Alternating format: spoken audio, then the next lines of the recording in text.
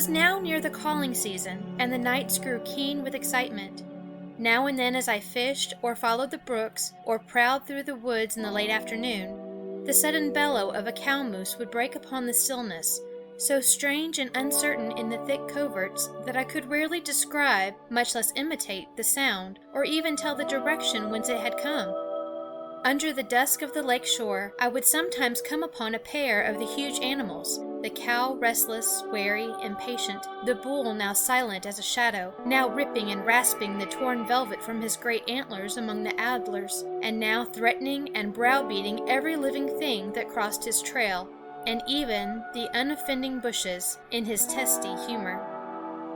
One night I went to the landing just below my tent with Simo and tried for the first time the long call of the cow moose.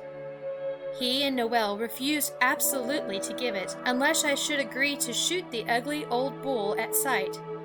Several times of late they had seen him near our camp, or had crossed his deep trail on the nearer shores, and they were growing superstitious as well as fearful. There was no answer to our calling for the space of an hour. Silence brooded like a living, watchful thing over sleeping lake and forest, a silence that grew only deeper and deeper after the last echoes of the bark trumpet had rolled back on us from the distant mountain.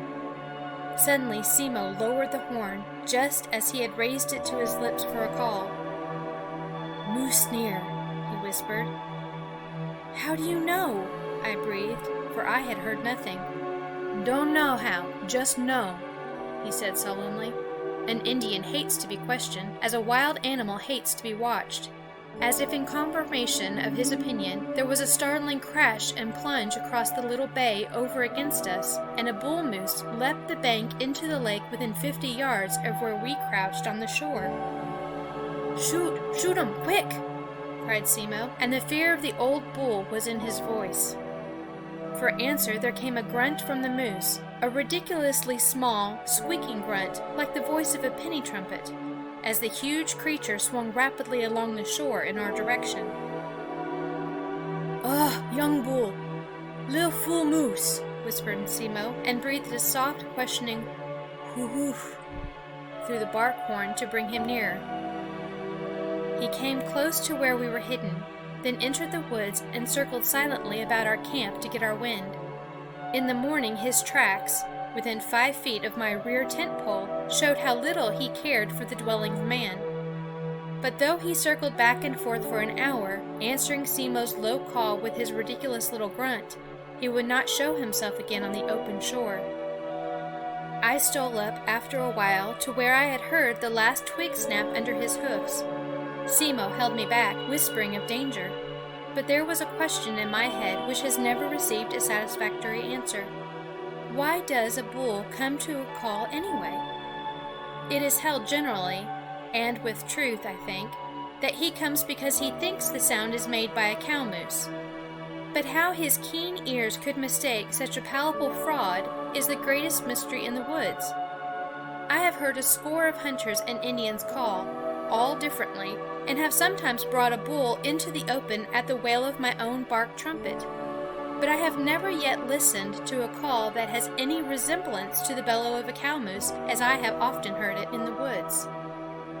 Nor have I ever heard, or ever met anybody who has heard, a cow moose give forth any sound like the long call which is made by hunters, and which is used successfully to bring the bull from a distance.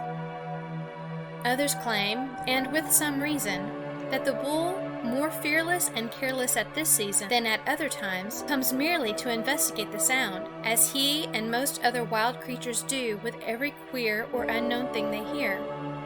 The Alaskan Indians stretch a skin into a kind of tambourine and beat it with a club to call a bull, which sound, however, might not be unlike one of the many peculiar bellows that I have heard from cow moose in the wilderness. And I have twice known bulls to come to the chunk of an axe on a block, which sound, at a distance, has some resemblance to the peculiar chock-chocking that the bulls use to call their mates from a distance. From any point of view, the thing has contradictions enough to make one wary of a too positive opinion. Here at hand was a little fool moose who knew no fear, and who might, therefore, enlighten me on the obscure subject. I told Simo to keep on calling softly at intervals while I crept up into the woods to watch the effect. It was all as dark as a pocket beyond the open shore. One had to feel his way along and imitate the moose himself in putting his feet down. Spite of my precaution, a bush whispered, a twig cracked. Instantly there was a swift answering rustle ahead as the bull glided towards me. He had heard the faint message and was coming to see if it were not his tantalizing mate, ready to whack her soundly, according to his wont, for causing him so much worry, and to beat her out ahead of him to the open, where he could watch her closely and prevent any more of her hiding tricks. I stood motionless behind a tree, grasping a branch above, ready to swing up out of reach when the bull charged. A vague, black hulk thrust itself out of the dark woods, close in front of me, and stood still.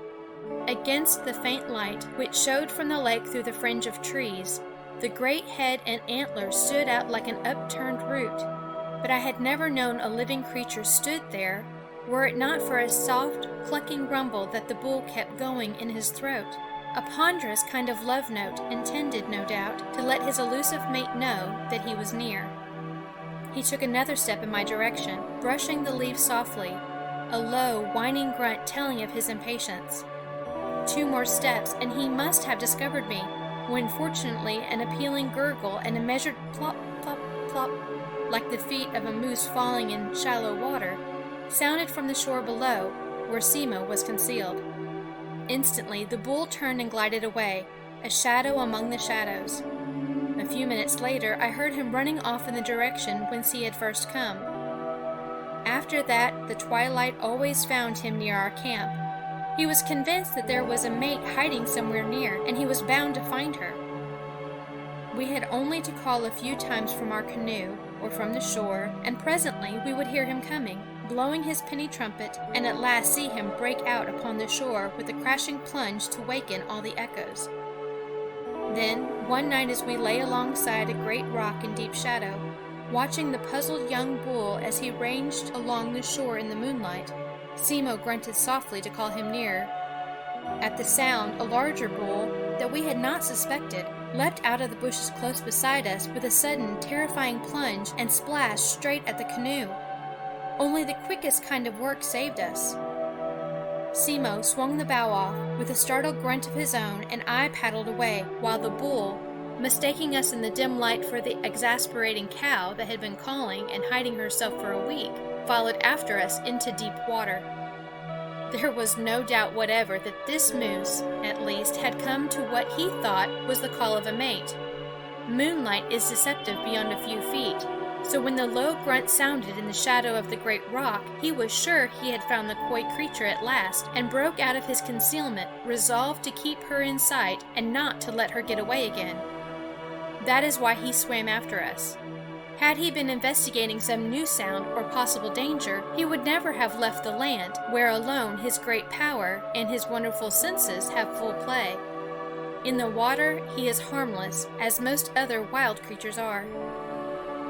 I paddled cautiously just ahead of him, so near that, looking over my shoulder, I could see the flash of his eyes and the waves crinkling away before the push of his great nose. After a short swim, he grew suspicious of the queer thing that kept just so far ahead, whether he swam fast or slow, and turned in towards the shore, whining his impatience. I followed slowly, letting him get some distance ahead, and just as his feet struck bottom, whispered to Simo for his softest call. At the sound, the bull whirled and plunged after us again recklessly, and I led him across to where the younger bull was still ranging up and down the shore, calling imploringly to his phantom mate. I expected a battle when the 2 rivals should meet, but they paid little attention to each other. The common misfortune, or the common misery, seemed to kill the fierce natural jealousy whose fury I had more than once been witness of. They had lost all fear by this time. They ranged up and down the shore, or smashed recklessly through the swamps, as the elusive smells and echoes called them hither and yon in their frantic search. Far up on the mountainside, the sharp, challenging grunt of a master bull broke out of the startled woods in one of the lulls of our exciting play. Simo heard, and turned in the bow to whisper excitedly, "Another bull! Fetch 'em, old devil, this time, sartin!" Raising his horn, he gave the long, rolling bellow of a cow moose.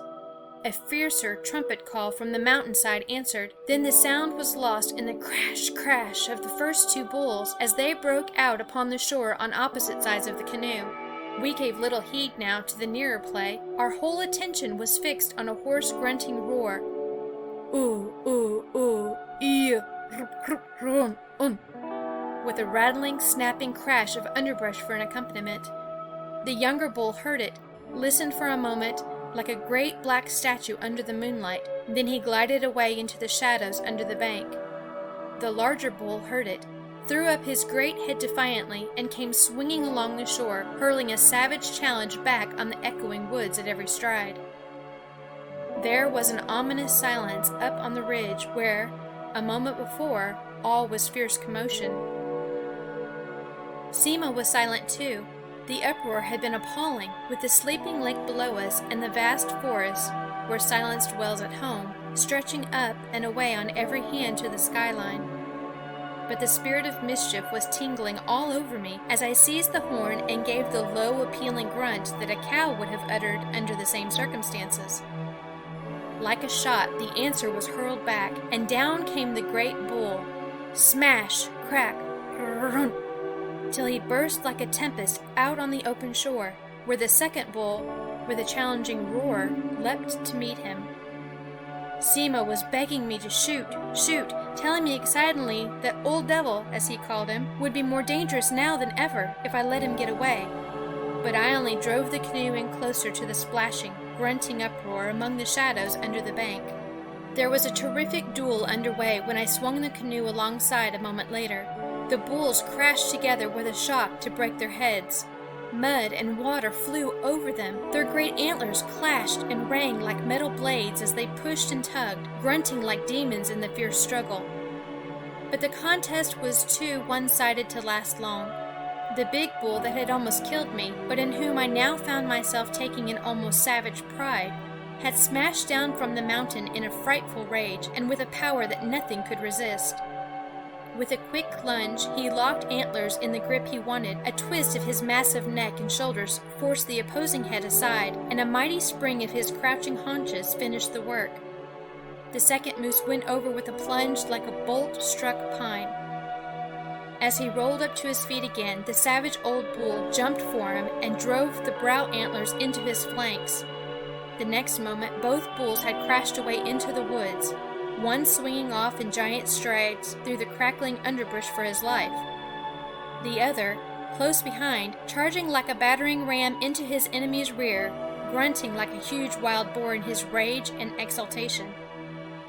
So the chase vanished over the ridge into the valley beyond, and silence stole back, like a Chinese empress, into her undisturbed dominions. From behind a great windfall on the point above, where he had evidently been watching the battle, the first young bull stole out and came halting and listening along the shore to the scene of the conflict. To the discreet belong the spoils, was written in every timorous step and stealthy movement. A low grunt from my horn reassured him. He grew confident. Now he would find the phantom mate that had occasioned so much trouble and run away with her before the conqueror should return from his chase.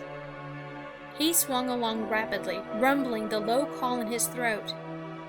Then up on the ridge sounded again the crackle of brush and the roar of a challenge. Rage had not made the victor to forget. Indeed, here he was coming back swiftly for his reward. On the instant, all confidence vanished from the young bull's attitude. He slipped away into the woods. There was no sound, scarcely a definite motion.